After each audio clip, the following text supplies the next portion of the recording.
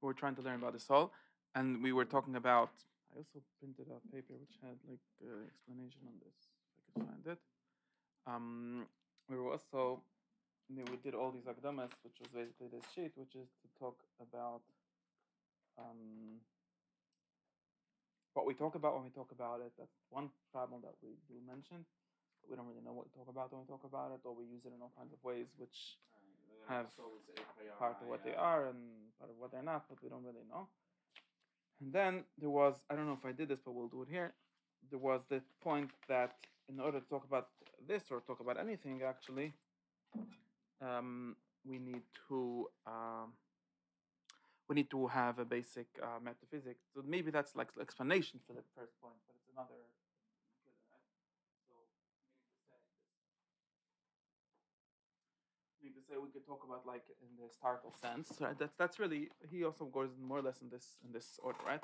We talk in the historical sense. We can talk about what happened and when did it happen that we stopped talking, knowing what all these things mean, which is an interesting thing in itself. Very interesting. And we could talk in a then we could try to explain so what is actually the machlokas, what actually changed, and then we start to talk about metaphysics. And first we have to even agree that there's such a thing as metaphysics, or that it's something that it's possible to currently talk about, which is not something that many people agree with. But that's also a metaphysical position, so it doesn't help much, of course. And then we could, so according to that, we could understand what soul is, right? But that's easy to explain in a how do I say, in a simple sense, right? For example, and he's going to give us more examples to work with, right? If you learn Tanya or some book like that where it talks about the Shema being chelik lekam imal, for example, then this makes no sense if you don't have. Did we say this over here? This makes no sense if you don't have a basic understanding of the terms that are being used, right? What is part? Because part is a very very philosophical, definitely in ancient philosophy. It's a very very tricky and very controversial term. The word part. What does it mean to be a part of a whole? And of course, likai is something that needs to be needs to be explained. What does it mean, God, or what godliness really means? Because it doesn't actually mean God. It means something having the quality of being God without being God. So it's complicated. And of course, no, mimal is not a word that means anything. It's just, but anyways, soul being part of God is something that needs obviously to assume a certain metaphysic of parts and of God, and basically of creation. I think that's really where, there's two understandings of part that like there's part of a cat, the leg is part of a cat. There's also part of a pile, or part of something that. Yeah, and there's part in what he means. If you want to know what he means, is part in a metaphysical sense, not in a physical part in the way. I think I made up this chat, but I think it means in the way that Plato would say that all horses take part in horseness. Right? Okay. So that's a different kind of part. It's a metaphysical, it's an abstract part. It's not really. It talks about the sort of the form or the whole having the relation of a whole to its parts, but it's different. These are just words that need to be made sense of. It doesn't mean what I mean to say. It doesn't mean a divisible part. That's the important thing. It might. That's why it's. That's why I'll show you here. That's why it's not a. That's why this is a very good example for why is not in contradiction, is not disagreeing with the Rav Sadigon, for example, which is explicitly against this theory.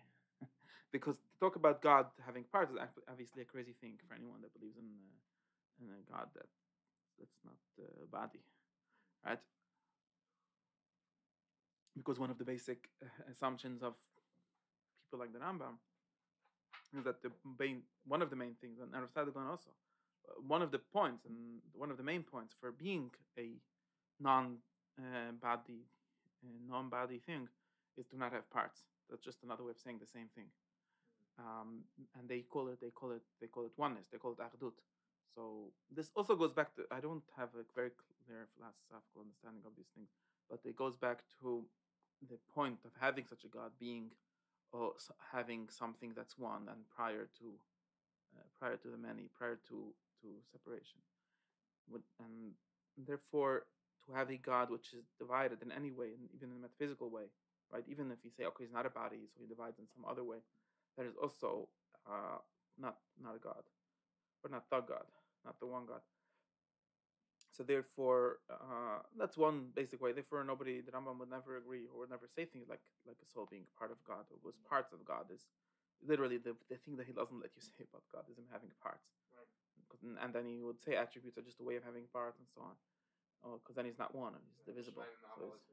So then he's indivisible, and all of that. Now and then people would say, and like Mr. What's his name, for example, says, and he's stupid because he doesn't even understand. Which one?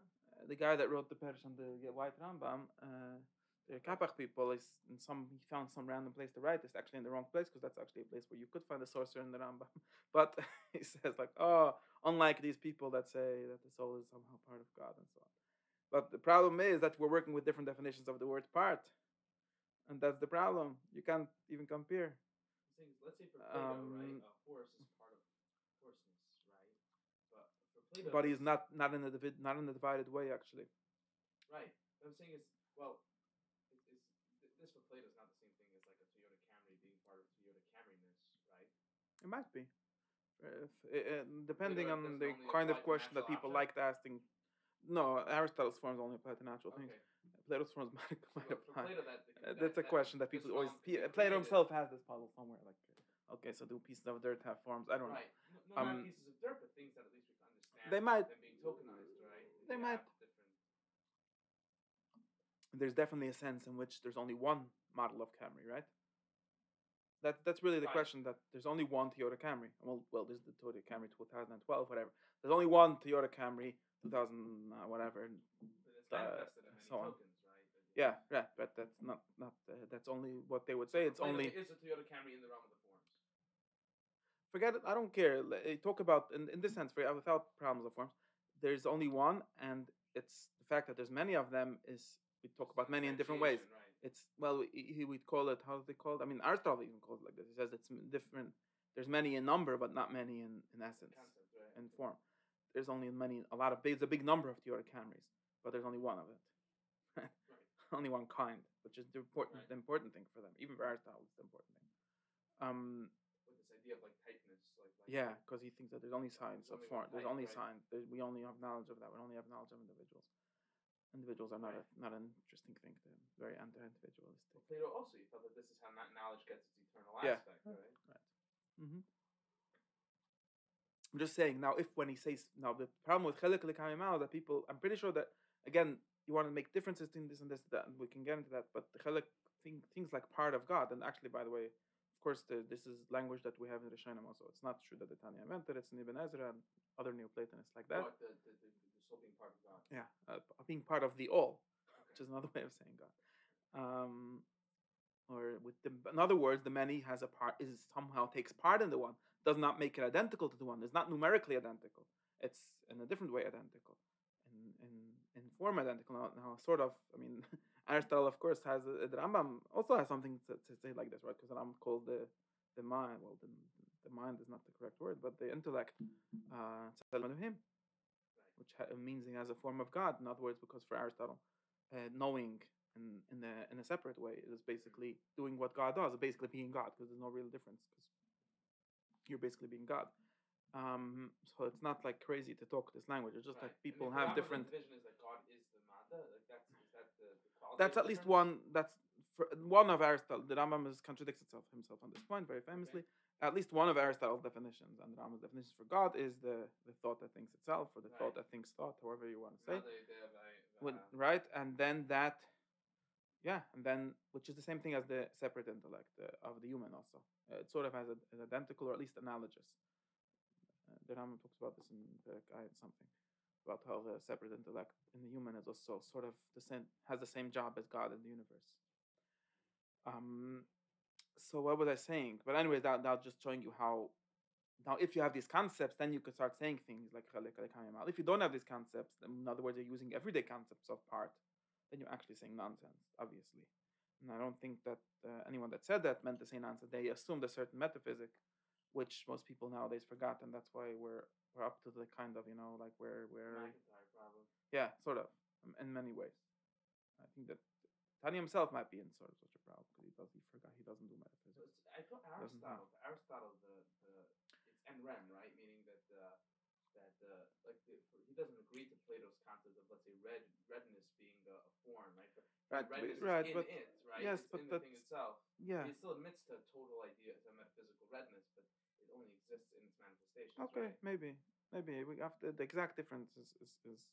No, I'm not talking about Aristotle and Plato themselves. That's the Aristotle has thing. to figure out what the word "in" means there. That red is in this. Yeah. But wait, the point is, right now, what I'm talking about is not in that context. What I'm really talking about is people much later taking those ideas and sort of Borrowing the language, religionizing them. I don't know what the word would be. theologizing. Yeah, in some sense they have theology also, but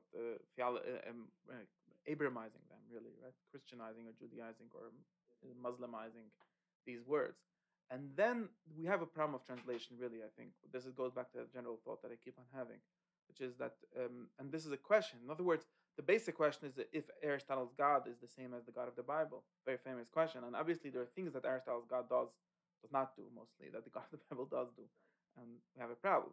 But people have done this identification for a very long time, at least from the times of Philo, of Alexandria. I mean, it And happens with the Greek god also. Zeus right, becomes Theos, right? of It course, becomes abstract. Aristotle did that for the Greeks. It's not really. Yeah. We're not the first one. Yeah, the people that say that's true. The people that say that the medievals are the first one to do that's not true. The original Greek philosophers were doing this to the original Greek gods. Yes. Right. Not in, it depends on which way. There were people that explicitly criticized the Greek gods, like Plato sort of does. Or Socrates was accused of doing, and remember, and then never answered us what he's actually doing, what he does really believe, got out of the question. I mean, they're definitely careful not to look on top of Mount Olympus, that's for sure. Yeah, of course the people that do this most explicitly are the Neoplatonists, or what the so-called Neoplatonists, the later Platonists, really. They do very very explicitly make all of Greek myth into a mushal for Olam Atzilus, and fine. Anyways, and of course that's somewhat before the Rambam and people like that, or much before. So Definitely not the first. yeah, and in Jewish context, it's Philo of Alexandria, which sort of does this in the most explicit way. Point being, but we have this question, right? And this is really the question that exists in this whole world. So can that identification be defended, right? Or there's really, because it goes back to my question, my concept of people having different vessels where things must go in because there's not really a way out, right? So the Ram does this for soul, and of course, if Sadigon is actually very interesting. That's why I want to read him, because he doesn't do this. He doesn't. He doesn't. He doesn't really entirely buy the metaphysics that he's working within. He's very, and you could say that it's a bad thing. Rambam. Yeah. He holds on to pre-philosophical concepts of the soul. At least I don't know if I would say pre-philosophical, because you could find some philosophers that say what he said, like Stoics. But he holds on to something much closer to when you read Chazal, you could believe them to mean is much closer to that than the Rambam's neshama. Yeah, definitely. The Rambam literally did this radical identification, both for God, both for soul, and basically for. You could say that he didn't see himself as doing that. He saw himself as revealing the true essence, right? Because he really believed in Aristotle. He wasn't some guy that was like, Aristotle seems smarter than us, we have to accept him. He really believed in it, and he really identified with it. And therefore, for him, there was really no other option. For the Rambam, there's really no other option. There's either, and he says this as clearly. I said, if you don't listen to Hebrew, I learned about class yesterday or whenever it was. I discussed this. I don't know. My Hebrew is whatever it is, but I explained this in the context of God and of the Shalom. For the Rambam, there's really only two options. If thinking philosophically, he plays a lot of games with you and telling different people different things and saying the same thing, and people should think different things. Okay, but in the end of the day, this is what he believes. Either there is no God, another way of saying either only the Bible's God exists, which doesn't exist. The Chitzonius Bible, what he called the revealed, how's he called, the exoteric Bible. That God does not exist. How do I know it does not exist? Well, look around. It doesn't exist. Okay. Or read some Aristotle. You see, it doesn't exist. Makes no sense. Okay. That one doesn't exist. Impossible. It's logically contradictory. It can't be. Okay. So either there's no God or there's Aristotle's God. Okay. Now, being that Aristotle's God obviously exists, we have another question. Either that's our God or the Bible is nonsense. Those are the only options that he has available. And because, I guess you could say, because he's a believing of good Jew, I don't really Accepts the have belief of a. God as I don't think this is objective. I mean, I don't think he says this because he just read the Bible and he was so impressed by it. Of course, he did do that because he also grew up and he went to yeshiva and learned it as in a simple sense, somewhat at least to begin with. But basically, because of that, because of his context, because of him being a good Jew, he says, therefore, I choose to say that our God of our ancestors is the God of Aristotle. Well, Aristotle and Plato and Al-Farabi and Ibn Avicenna and so on. That is this. That's his move, and he's more or less explicit. Put this are his dilemma that he presents in the beginning of the guide, and I think that it's very clear that that's what's going on. Now, what am I saying about this? To me, this problem with this, and it's the same thing for soul, by the way. You ask the Rambam, in what sense does the soul survive death, and so on. So he's gonna have the same thought for you. Look, either there's some magic soul.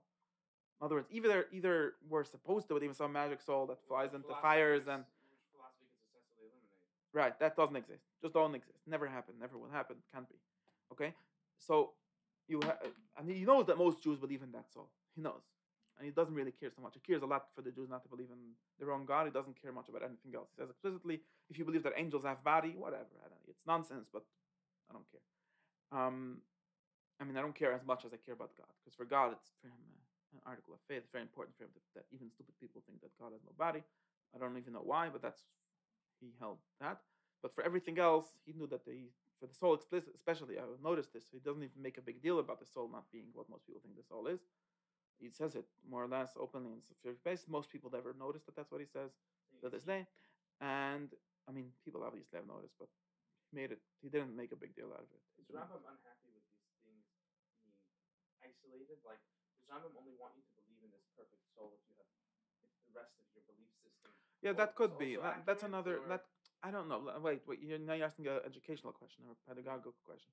It could be. It could be. It could. He definitely didn't think that he owed it to you to explain you the truth in general. He only owed the truth to people that did the work to get to the truth, and then they only need him. So everything is fine. But that's like an educational question. That's not a political question. It's not a. In essence, to talk about the thing itself, he believed that, and this is what he really believed. There's only either no soul or Aristotle's soul. Now, Aristotle's soul is really complicated. He knows that Aristotle himself is very unclear about what the soul is and how it works, and how it doesn't survive death and what happens. So these are things where he himself is somewhat perplexed by, but he does not know that that's the direction in which we're going to have to go. We're going to have to live in those concepts, and therefore, by default, since he's a good Jew, to him that's what the Torah is talking about, and there's no way for it to be anything else. then he tries to find proof texts in the Torah itself. Right? Yeah, I'm not sure if he's doing that because he believes. Serious effort, Maybe it's dialectical. Cannot okay. know. Maybe it's like for the people that believe in the text. Not clear. Maybe the different periods in his life, sometimes like this, something like that. I don't know if to what extent that's serious. But this is the more important point, that he has only these. He sort of has only these boxes, and he can only put you into one of these two for himself. He understands that. Where did I get to this from? The Rambam is a restorationist, right? I mean, he believes that we're restoring. Yeah, he sincerely believes, but mostly because of the truth. You see, the most important thing for him is the truth, and therefore the reason he believes that, not for historical reasons. He's not an historical restoration. He's very different from a Martin Luther, right? He's not going back to the original text or the original tradition. Text has to mean exactly what he knows. Right. So what he's going back to is what the meaning must be. So he has a he'll bend the Torah entirely to not he doesn't see it as bending. And that's what very important, because for him, bends it by necessity. I mean, the Torah has to. There's no way. It's like yeah, but that if you would force him into this division that I just gave you, then yes. But he doesn't really, at least in his sincere, in his whole moments, he doesn't think of it like this. He thinks of it that there's different ways. We could say it like something like this. There's different ways of deciding what the original meaning is, or what the original thought behind everything was. One way is to do sort of archaeology. That's what modern historical people think we can do. The Rambam's way is not that. The Rambam's way is to figure out what the truth is, and then by default, whatever the truth is, that's what always was true, and therefore it must be what's behind everything. It's not really clear to what extent he believes that Yeshua ben himself understood these things. He does believe that Moshe Rabbani understood them. At least that's how he presents it. But his Moshe Rabbani is very idealized. It's not really based on like study of the text about Moshe or something. It's based on an ideal that it's based on the ideal of the philosopher king. Yeah, as a philosopher king. Yeah. He's not only a philosopher; he's also a prophet. Very important. But it's based on the ideal of that more than it's based on some historical information or anything. Which is another way of saying that for him, what's important is the ideal. What's important, and he believes that that's obviously an historical way. At least, again, if you make the basic assumption that the Torah is true, because and this is a dilemma that there's no, I don't have a way out until this day. I don't think anyone has another way out because the people that criticize the Rambam, they seem to always forget this problem. It drives me nuts. You could always say, okay, Mr. Maimonides is very cute. He found us a way to identify everything that was in the old books with something you found in a Greek book. Problem is, we're not Greek. And we don't want to be Greek. And our book has a different thought. So therefore, we don't accept your thought.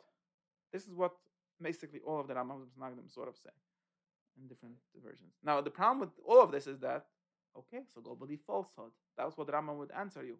And they never even ask this question to themselves. That's what drives me crazy. Like, it should drive you crazy if you realize what's going on. What, Rambam's opponent? Yeah, they always say, okay, your pshat is the wrong pshat. Okay, and your pshat is just false. So what do you want from me?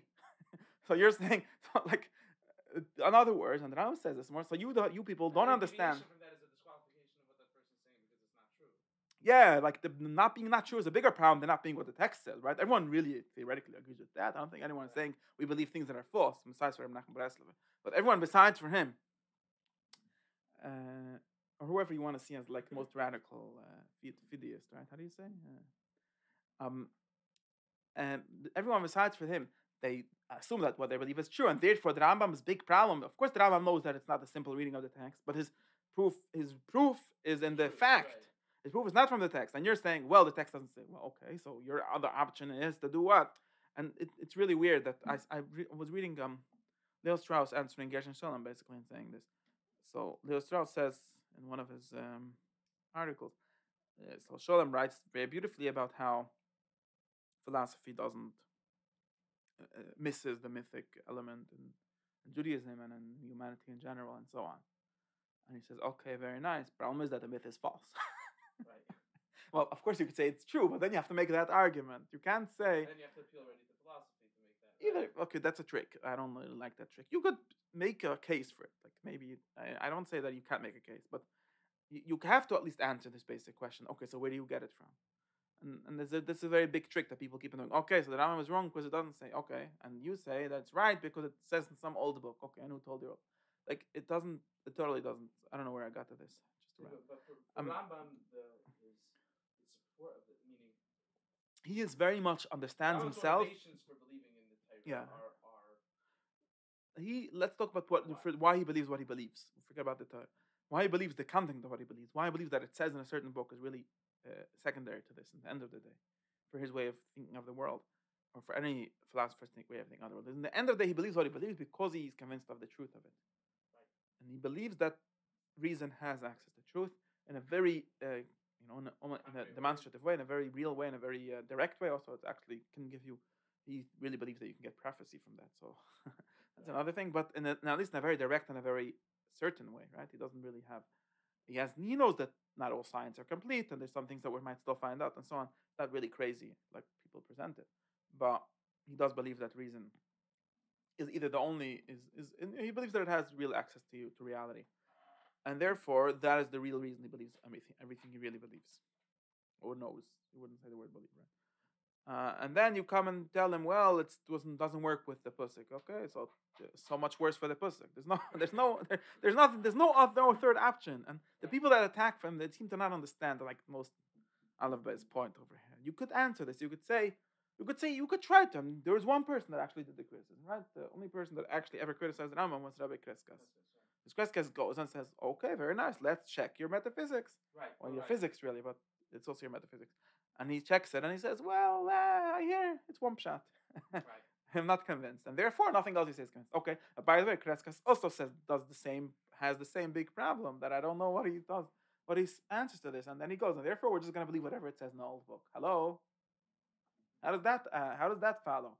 I mean, you sort of, what he did do, if we have a very strong presumption that everything in that book is true, and the only reason we went away from the simple meaning or some literal meaning is because we had a very strong argument from Aristotle's physics. And now you say the physics are not as true as we're thought to be, so we could sort of go back to our original presumption. But he still skipped the main part, which is grounded primarily in the in the Revelation. Uses philosophy as He's only vantage point of evaluation, but we're he's evaluating only the for truth, who? right? He's only interested in destroying philosophy. He's not interested in actually grounding belief in anything. Cool, Rabbi Kreskas. Yeah. And there's a huge hole and a real glaring hole in his whole theory because and just like not only in him but in all skeptics and all people trying to build faith on skepticism after him, which is a most self-defeating thing that ever happened. Like Rebbe Nachman or like later people like Lubavitch, I don't know, whatever. They keep on saying, well, science doesn't know anything, philosophy doesn't know anything, therefore believe whatever nonsense I tell you. All right. Doesn't seem to add up to me. Again, if you have a very strong belief in that, a very strong reason to think that, okay, but tell me, give me that reason. If you're not giving me that, not only give me that reason, of course, even if you do accept everything Torah Messina, you need to know the interpretation of it. There's no no such thing as a simple interpretation. Interpretation that doesn't and not only that, the people that say that they do believe a whole bunch of philosophical assumptions which were made up by Aristotle and they just don't know about it or by other people. So I don't know where I got all of this. So back to the reasons. So that's for him that's very simple. So for the Rama people it's very simple. I think for us also it's very simple. In other words, to the extent, and this is really the problem. I think that there's a way to get out of this. Not only me, all the people thinking in this vein think of this. Therefore, if you're going to take anything seriously as a truth, if you take a text or any tradition as revealing truth, there is going to be no way to read it against the truth. Doesn't make sense. Because the point of it, you believe in it as something that reveals the truth. Therefore, we're not going to read it separately from reading the truth. There's not even two things. It reveals the truth accidentally or no, it obviously reveals it accidentally in the sense that it doesn't show you the proofs. That's the fact. No, Nobody thinks. Is everything that Torah says true according to this idea? No, of course not. Right. Not in the literal sense. What I mean in everything. It's not the Torah is not true in the literal sense, in the literal level.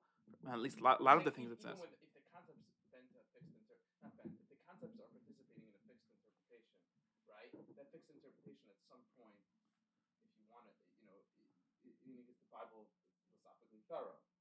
That's the question. No, I don't think the Rambam thinks that. He doesn't think that. He doesn't actually think. He doesn't think that. He obviously doesn't think that. He thinks that the people that wrote the Bible know what they're talking about. Doesn't think that the Bible, and again, depends what you mean by the word Bible. Of course, he's going to tell you there's a deeper level of meaning to everything. Right. But the Bible is not a philosophically accurate work. He doesn't. He says, and it's not even a scientifically accurate work. He says openly that. I mean, almost openly that No, it's not even that. It's most. I mean, again, in the internal sense. In the internal sense. Wait, that's what I'm saying. The Rambam doesn't believe in the Bible, for the most part. He doesn't believe in the things that it say there when you read it. No, he believes in philosophy, which is also in the Bible, but underlies the Bible for him. This internal thing, meaning for Rambam, is this internal thing is at the end of the day divided amongst this presentation, right? Meaning for Rambam, is the truth of the Torah an abstract thing, or is it something that if you burrow into the Torah, you'll find a certain system? No, he's not. What does that mean? There is a system to find it, but it's very hard to believe that it's found through that. Right? If the Rambam, the Rambam more or less says something like this. The Rambam more or less, I don't know where I got this. The Rambam has a theory that I think goes something like this. There's really two ways that the Torah. I want to focus on this point. Mm-hmm. For the Rambam, there's necessary truths. Right. Necessary truths, and not only necessary truth. There's really necessary. The more interesting thing to me, there's necessary categories of thought. There's only so many ways to think about the world, and like he says, there's only God and His creation. Like there's only two things, and the creation is only either form or matter. That's all. That's all there is. Everything divides into that, and therefore, anything you tell me, by definition, must be part of that. Now, since if you don't know it, too bad. It's still true. It's still going to fall into one of these categories. In the same way, therefore, if you read the text of Tanakh, text of Chazal, you see them doing things that are not philosophy. He doesn't disagree with that. There remedies to ward off witches. Yeah. Okay. That part that doesn't have any problem. That he said just not to skip that. He would cut that out. He doesn't even care about that. But even the good parts. The problem is not the Hadripsach. That's the smallest problem for him. The problem is the good parts, right? The problem is that when the Torah talks about God, it talks about Him in an unprecise way. The problem is that the Torah talks about the soul, it talks about it in an unprecise way. The Torah talks about, and therefore, it's obvious to him that the Torah's point, and the first level, right, on the external level, is to teach what he calls the masses, is to educate the masses, and it's speaking in the terms that they understand, and some of them in terms that they would have understood in the times of in Egyptian times, in Moshe Rabbeinu's times, and and it's by definition not a philosophical work. He doesn't think that you could. He doesn't. I don't know. For the masses, for sure, they can't. They don't have no training. There's no way that they're going to get from the Torah into deeper than that, and they don't have to. It's fine. I mean, it's what it is. The fact now, if you want to know what did Moshe Rabbeinu himself think, or what did God himself think, who's said to be the author of the Torah, is very important. um, God himself, of course, is the truth, so he knows the truth. He wasn't confused. So why didn't he write it in that way? Because he has to write it in that way. Rambam believes that God is the author of the Torah by virtue of what the Torah says. Meaning, the first thing that he accepts is that there's Aristotle's truth. Meaning, not Aristotle's, it's truth, right? Then there's Torah. If what the Torah is saying is true, then it's God's book. Yeah. So this is a problem. I don't have. There's no way to solve this problem unless you accept his metaphysical assumption, unless you accept that Aristotle is true. And then the Torah must be about that because it's about God, and God is about that. And for him, he might have some like what one is the constitutive feature that makes it about God? Yeah, there might be what for him. Yeah, I mean, what is it about the Torah that makes it God's book? The real in reality, there's a big problem here. In reality, for him, the Torah is about God because it's said to be about God. Let's say like, it's enough. I think it's enough because it's said to be about from God. In other words, it's different. It's not if Greek laws. For him, this is important. No, because then he rereads it. This is what I'm trying to get. The Greek laws, American laws, are said to be from Benjamin Franklin or whatever, from whoever. If you shift the perspective of reading the Torah away from Aristotle, you're just reading nonsense, right? No, but if you want to say, what does it mean for the Torah to be? He has a whole chapter about this in Chelik Mes. What does it mean to say that a Torah is a Torah lekis? Right? What does it mean to have a divine Torah? And for him, divine Torah means something like this. I mean, in essence, what it means, I know what it in essence means is that a Torah that also gives you knowledge of God and not only a way to live in this world. That is what it in essence means. Now, you can ask a question, which is how he knows that that's this Torah and why he's so sure about that. And the answer for him, as the historical answer for him, I don't think there's an easy way out again. Okay. I think that the answer for him is only that it's said to be about God. I think that that's enough for him.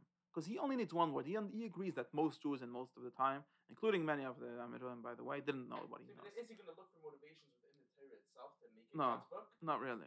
It's enough that it says the word God in it. Okay, so now and it says well, it says there's only one God. There's only one God, obviously. There's not two gods. Look for indicators. He's not. Says all sorts of psukim that Rambam uses in support of his ideas. He doesn't really. Yeah, but he doesn't. He's not. That's not his problem. He's not. He's not there. Not asking if he uses these psukim as motivation to accept this Torah. I don't think so. He says things like that, but I don't think that's his motivation. I don't think that's really his. He would say something. I think something like that. In fact, there's a chilek. He does believe in the Torah. You have to admit, but that's as a Jew. But he would say, in fact, there's a difference. In fact, if you ask the Greeks why do you have law, they say because Solon gave us laws. If you ask the Americans why they have laws, they'll say because whoever they wrote the Constitution and give us laws. And if you ask a Jew why you have laws, he tells you because God gave you laws. That is enough to change everything. Even though the Jew that told you this doesn't know what it means, doesn't know what it means for God to give laws. I know what it means. It's enough. And what it means is laws being given God means laws leading to God, really. Right? It means laws that have godliness as their goal, have knowledge of God as their goal, as their ultimate goal. Of course, most people. There's no verification. There's no verification of the method, right? No, I don't think he cares about verification because that's not what it needs to be. It's not important. For the Rambam, you have to remember that for the Rambam, in the end of the day, nobody won't tell you this. So we'll have to secretly say this. In the end of the day, for the Rambam, Aristotle is closer to the truth than most Jews. Aristotle, the person, not Aristotle, the thought. That is the big secret. That's the big thing that everyone is mad at him is correct for being mad at for saying that. The problem is that he's right. I mean, for him, he's right. It doesn't help that you're mad. But that's the big problem. And therefore, you ask, like, he's in his philosophical stance, in his philosophical mode of being, he's not worried about is it good to be a Jew philosophically. He does believe that it's better than being a Muslim or a Christian. Christian, number one. But for Rambam, if someone would invent it, or than a polytheist. More God-focused laws. Yeah, that's because of his question. This, right? Yeah, not only that, he sort of thinks that someone named Muhammad did that, and it's pretty good. It's bad.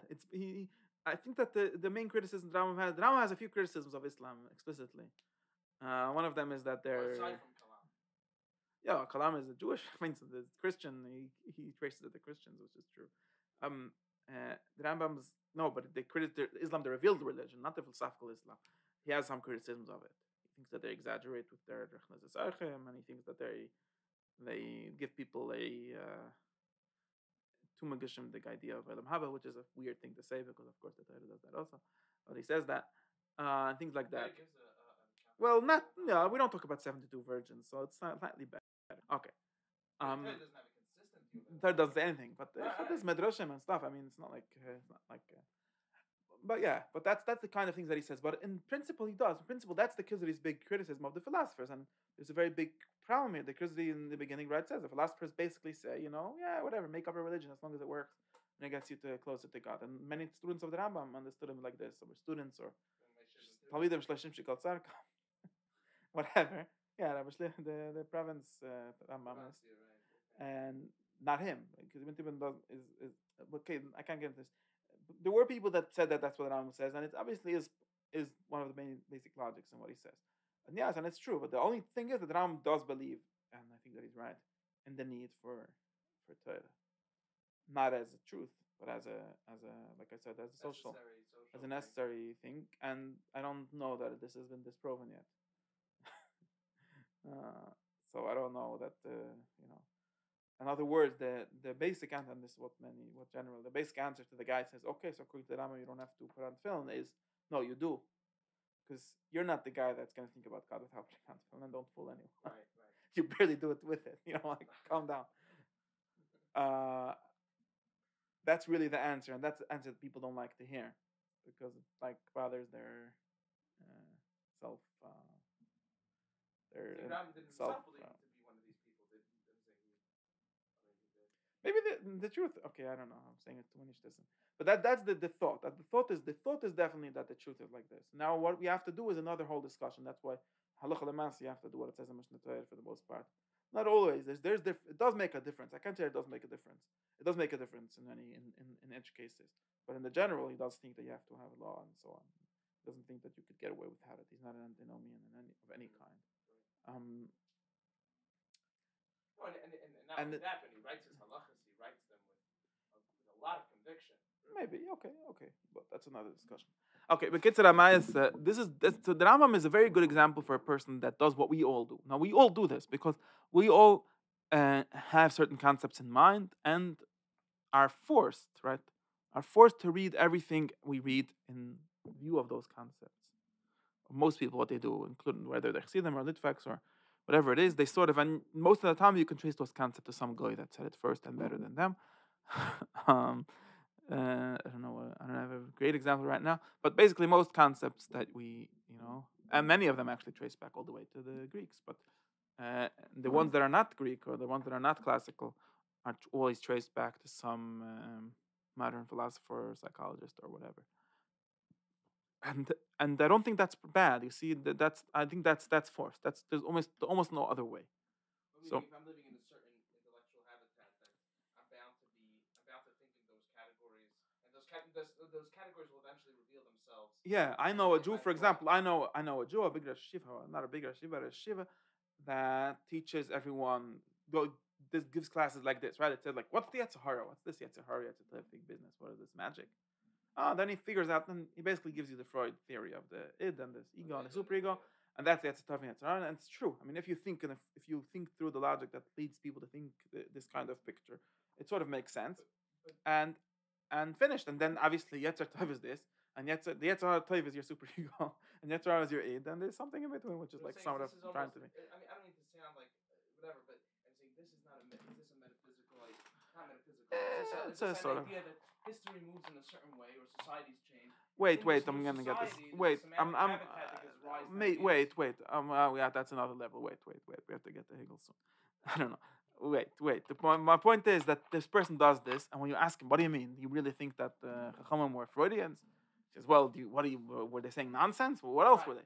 If you think about it, you'll see that this is how it works. Now, of course, the Freudian, this is more or less, Plato has some theory that's not so far from this, in different metaphysics, but similar, with 3 parts of the soul and so on. It's not like crazy theories. All these theories, they're sort of touching on basic data that everyone more or less. Yeah, but they all sort of organized. Yeah, wait, but all these theories, no, before society, all these theories have some truth in them, in the sense that it's obviously true that there's Yetzirah, Yetzirah, whatever they correspond to in people's lives, and these are different theories, different ways of conceptualizing them. But there's still a difference between the Freudian conception and the Platonic conception, or the Chazalian conception, or anything else. And the fact that people that actually think are going to land on Freud, not all of them, but this guy, which landed on something like Freud, is not a problem. In other words, I don't think at first that it can be attacked. It's actually better than someone that's just saying words that he doesn't know, right? Definitely better. And yes, and now you're asking why do people in certain periods think in certain ways? Yeah, because it's in the water supply and so on. But yeah, it is because not only in mystical ways, in very basic ways, because the newspaper, because your cheer is set up that way, because for thousands of reasons, because like Shishak's examples of the toilets, I don't remember, because the kind of toilet you have shows what ideology you have. I don't know. Point is, but I think that there's a way out of this. That's what I think, and the way out is is a kind of historical understanding, which is not relativist. So this is where you get to these questions. The way out is to sort of get at the point of all these concepts, these basic concepts being contingent, right? So the first thought that I always have with these things is, and this is a real thought. It's not like trying to convince anyone of the ancients were smarter and so on. It's basically that anytime there's some thought, and there are hundreds of them, or maybe they all boil down to like 3 examples, but there's hundreds of things where like nobody could, in the right mind, could think differently, right? Even some basic things, like slavery is obviously wrong, right? I don't even know. Anyways, and I should not mention this example, but anyways, all kind of things, and there's moral things, and there's metaphysical things, and historical things, all kind of things, where suddenly, and you have to notice, you have to at least ask this question: could it really be that everyone up to 1770 or 1870 or 1970 or 1670, whatever it is, thought was crazy? Because that's how it seems to be. Because they all talked about the Yetzirah as a malach, for example, and they didn't realize that it's just a super. You're it. I mean, seriously, just your mother's whatever. Really. Right, but does it? My question is, at least I don't know. Is there such a thing as a term being entirely emptied of its meaning? Meaning, let's say. No, they never get entirely empty. They just get how do you say? They convert to different meanings. They get megayer. They do tshuva. No, what I'm saying is. That's why it's so tricky. But Yitzhahara, let's say I understand. That's why it's so tricky. As a real material manifestation, right? The malach, whatever it is, and then eventually it turns into something abstract. You can see that it's. Of course, like I said, no. In some sense, okay, wait, but let's talk about the metaphysics of it, not about that. Of course, in some sense, like I said, this is all talking about the basic data that everyone agrees on. People sometimes do things. If you're an idealist, you believe all these things are fictional anyway, right? But wait. Yeah, it's okay. But what I'm I'm just using all this as examples. Maybe there's better examples for everything. Point is, you have to start being suspicious. And I'm very suspicious of things like this, even though I don't know myself how to stop thinking that. You have to be suspicious, at least, of thoughts that seem to make sense to everyone in a certain time and then to no one. No one in a different time, right? There's something very suspicious about this, or in a different place. By the way, in a different place, the same thing. And you could live in a certain cult. I don't believe that it's really like the time on the calendar that makes things. It's culture. You could live in a certain cult, or you could live in where everything makes sense, and then you go somewhere else where nothing makes sense. And sometimes one of them is totally wrong, and sometimes they're just working from very different assumptions, right? They're just working. I found two different words for what I'm getting at. I discussed this in my. I'll tell you the new one. William James because you told me I read it. William James in his Will to Believe article talks about live actions. Do you remember? Right. Talks about this interesting thing, and he doesn't ever give an account of it. At least not over there. He doesn't really give an account of it. but there's some. If I come to you and his, right? If I like my Jewish example, if I come to you and tell you to believe the Lubavitcher Rebbe is Mashiach, you look at me like I'm crazy, right? Mm-hmm. If you come to a Lubavitcher, any of them, even the not Mashiach, he doesn't look like he might think I'm wrong, very wrong. He doesn't think I'm crazy. It's a shale when the Rebbe said in Tafshin in Zayin that did he mean like that or did he mean that like that? Okay, Yesh Lion, okay, it's clear that not. No, okay, it's not or it is, but you're not crazy, But you right? have the wrong sheet and not the wrong viewpoint. Right. I might be convinced. It's a live option in some sense. I choose not. It's an option, so I choose not to. Right. I decide or choose on whatever. I realize that it's wrong, but it's something that I could imagine myself being that. Right. In his example, if I come to you and I tell you to believe in some Muslim Mashiach or whatever, you don't even consider the option. If I tell you to believe in, right, his question was why Pascal with his whole Gersa Chachma ended up going to mass. Like, why didn't he end up going to India and worshiping the Indian god? And his answer was that obviously he's somewhat lying, because that's not really because he's of Pshetel. It's because for some reason was a live option to him. No, but this is an important thing. So now we could think. I think that I don't know what his Pshat for this is really. Why he thinks our live is just a social thing. It doesn't seem to be a real thing. But I think that we could think through this. That would be my point. My point would be that we could sort of try to understand. But think through our philosophical environment. Yeah, and I think that if there's a point in being a philosopher, that's the whole point. Because you want to access a truth that's somewhat. Yeah, and in other words, this is just using history to go beyond history, right? Mm-hmm. So not saying, not only, also not with Hegel or with more materialist theory of that since you're living in 2022, you could only think in that way, and you're stuck. Well, Hegel believes you can move beyond it in some sense. Because history, and then Mashiach will come, and because history itself is going to move. All of these historical theories, in the end, well, either they have an assumption of progress, where it's by definition better to be born later than earlier. In Hegel, the question is which side of the dialectic you're on. Let's say you're on the antithesis. It's not.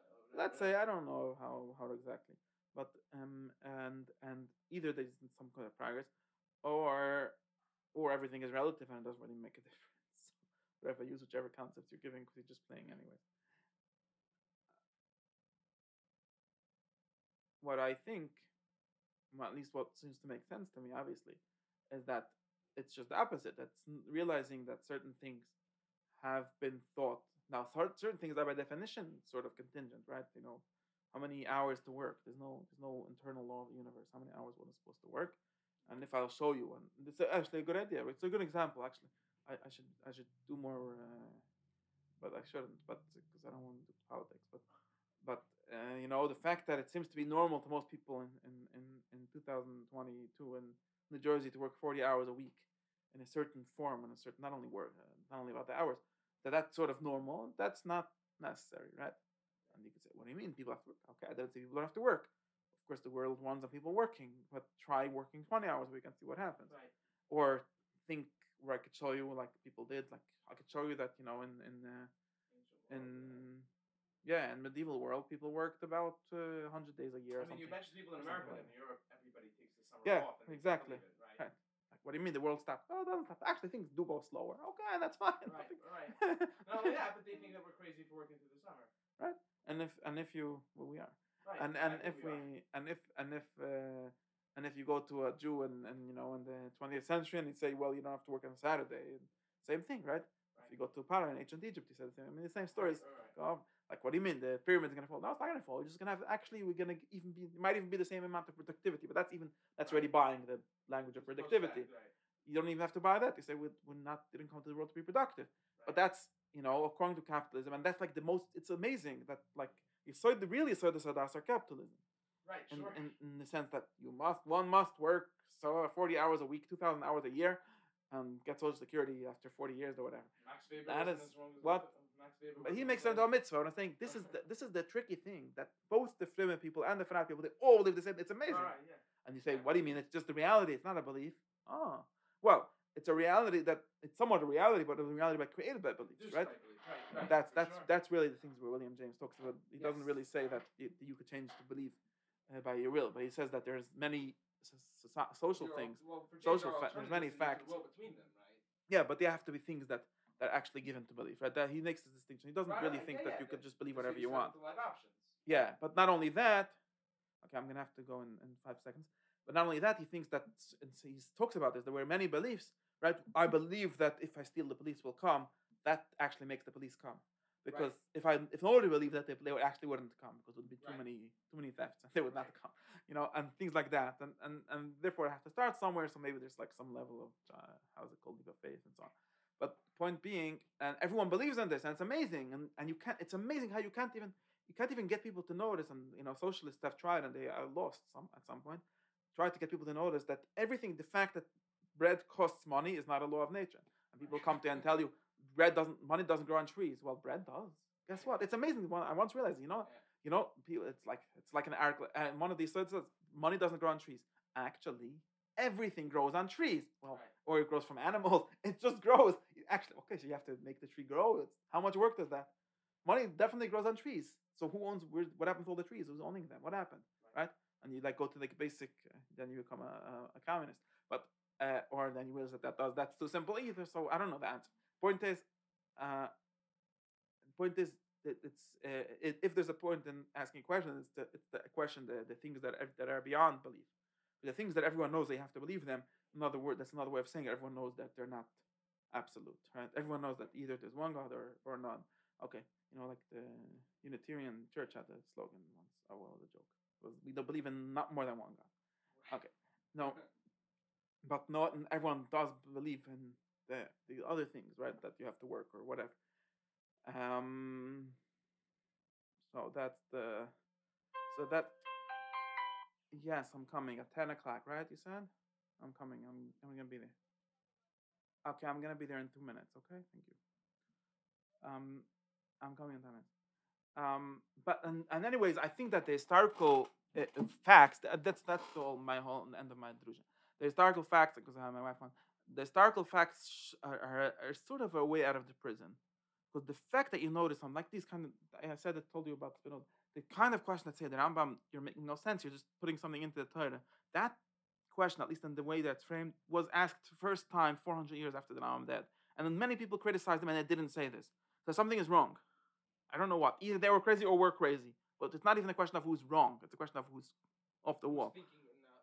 In other words, what are the and well, you could say that. You could say that they were just naive. But in other words, what are the basic conditions of basic language, of basic concepts, that are needed in order for these thoughts to make sense? That's the more important thing. And if you have those basic things, like I say, if you have certain basic metaphysics, then you can criticize it on its own. Then a lot of options make start to be possible. Which options of those are true? That's another question. If you have a separate soul, then there could be Gilgulim, right? There could be. Is it true? Whatever. That's another whole discussion. Right. But it's not crazy.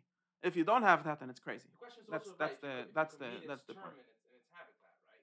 Meaning, the question is if Rambam's let's just use a very arbitrary example. I don't know, but Rambam's apple, could that be encountered in our philosophical environment properly in a way where we can evaluate its truth or falsity? I think that I don't know how many systems. I think that it's possible to figure out to make explicit these implicit assumptions and somewhat think in other people's systems in the head of other people. Yeah, I think so. Right.